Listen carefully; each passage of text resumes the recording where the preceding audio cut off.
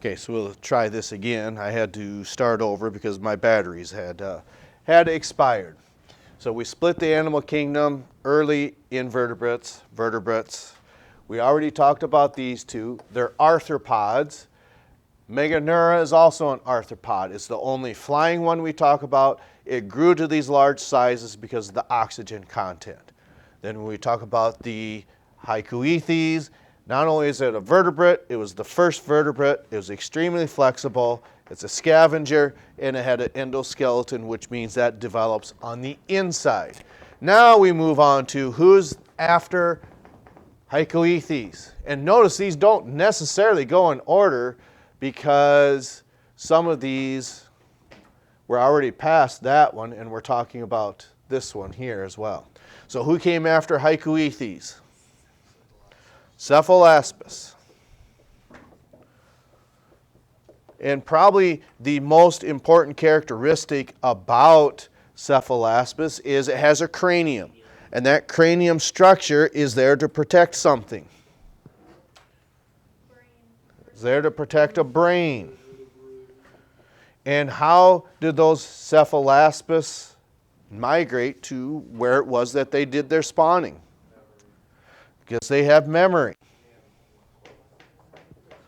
Okay, there's other things we talked about that they are, and they did aquatic reproduction. I'm just going to AR, aquatic reproduction. Okay, so who comes after the Cephalaspis we talked about yesterday?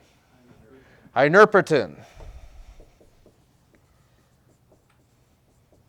Okay, what's true about the Hynerpeton? It wasn't, you can say this was the first one out of the water, provided you state that specifically. Okay, but otherwise, if we just say in general, who came out of the water first? These or these? These were first out of the water, unless you say who was the first vertebrate out of the water, then you would say Hynerpeton. Okay? Then what type of reproduction do they have? Aquatic reproduction. Okay? And what's the significance of the number 4? It's got 90-degree angle legs. Okay? So that's true, but 4 of them. So legs, I'm just going to put right angles. Okay. Then what else was significant about that? Yeah, it's carnivorous. Carnivorous, I'm just abbreviating. Okay. What about its skin? Was it tough or was it smooth? It has to be smooth because what type of animal was the Hynerpeton? True. But how's it different than the Petrolacosaurus that we've seen? It didn't have scales. Yes, these don't have scales. These do. Okay. Did anyone have Hyneria? Nobody had Hyneria? Okay. What do we know about Hyneria? What type of animal was it? Wasn't it the spider thing? Nope, that was Mesotheli. Okay. Actually attacked these. Now, I understand there's no way you can film this. There's a lot of what you might think science fiction writing with this, but with computer graphics, they came up with a story for this. So, Hyneria then, what type of diet did Hyneria have if it attacked this? It's a carnivore. Okay, and we say this is an aquatic super predator.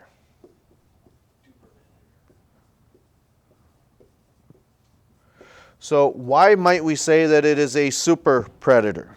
Because it has strong fins that lets it kind of crawl on land. True, but it's the size of this animal. Okay, very, very large, and Okay, the last thing we'd want to say about that, oh, it's a vertebrate super predator because it's under the vertebrates here. Then I think that's as far as we made it, but it. Edaphosaurus. This one here? No, the Edaphosaurus, like those giant lizards with the spines on their backs. Oh, yeah, that is an Adaposaurus. They just introduced them. We haven't talked about them yet. Okay, so then with that, who has Petrolacosaurus? What's significant about that Petrolacosaurus, do you think? Okay, so it was the first reptile. There's nothing wrong with saying that because you're not wrong. Okay.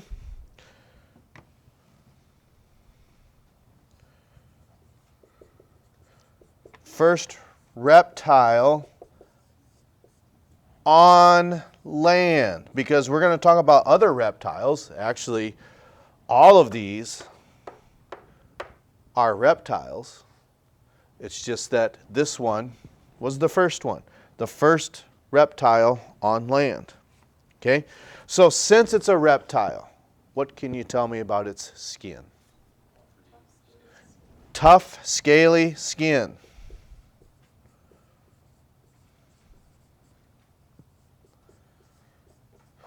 Unlike its counterpart over here, the Hynerpeton, it's got smooth skin. Okay? Now, we know that these have aquatic reproduction because we told you that. What type of reproduction does Petrolacosaurus have? Is it aquatic?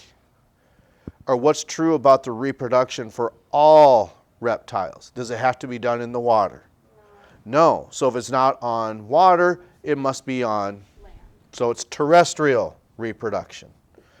I'm just going to, I can write it out. Terrestrial reproduction. Is there anything else that might have stood out in your mind? What about its legs? Was it a tetrapod? Yes, it was. First reptile on land, we could put / tetrapod. What about its legs? Were they at right angles like a Hynerpeton? Are you sure? Yeah.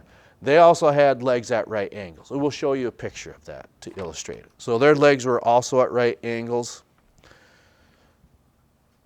But the reason we say that is whose belly was closer to the ground? This one or this one? Yes, this is much closer to the ground. And we can show you a picture of that. Okay? And then one more defining characteristic that these animals have that these lack, do you think? Something about this. Claws. Yes. Reptiles have claws. Okay. So I just want to show you this very quickly. Okay? And this is available for you in the drop folder. Okay? So, what you can do is look at this. Okay? And it's 114B, I think is what it's called. And what it has is these pictures. We haven't discussed this one yet. But if we had to classify this animal, is this reptilian or amphibian? Reptilian. It's reptilian. What tells you that this has reptilian characteristics? Because it's on sand and it's dry land. It's got scales, it's on land, it's got claws, and it's got teeth. Okay? What does this look like? It's not an amphibian. It's a reptile. Which reptile? Well, if you look at your list that you've been writing down, it would tell you that.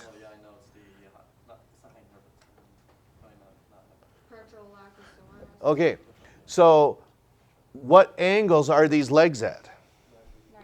Okay, so this is clearly reptilian. It's got scaly skin. Okay, it's a carnivore. And what about its feet? You already established it's got claws. Okay, now when we look at this one, what does this look like? It's an amphibian-like because it's lacking what? What's going down the back of its spine? It's got scales. Is there any scales on this animal? No. It's smooth. And also, I guess, because like the tadpole-like tail. You could say that with the tail. That's true. What about its belly? It's on the ground. It's close to the ground, unlike this one, where it's higher off the ground. What about its legs? 90-degree angles. And then finally, what else would establish that this has to be amphibian? It's something that you see in the background. These animals are tied to water. And then finally, what about its feet? No claws. That's right. So we'll go further into this a little later. We'll catch up to you next time.